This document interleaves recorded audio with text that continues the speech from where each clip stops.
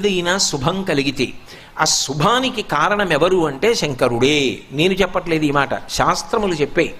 శుభములన్నీ కుప్పలు తెప్పలుగా ఆయన పాదముల దగ్గర పడి ఉంటాయిట.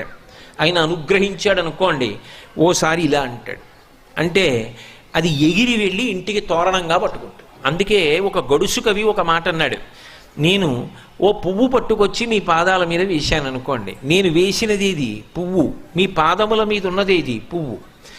నేను ఒక పువ్వు పట్టుకెళ్ళి మల్లికార్జున లింగం మీద వేశాను అనుకోండి, పరమ ప్రేమతో వేశాను అనుకోండి, ఆ పువ్వు ఓ ఏడాది తర్వాత నా ఇంటి మనవడు.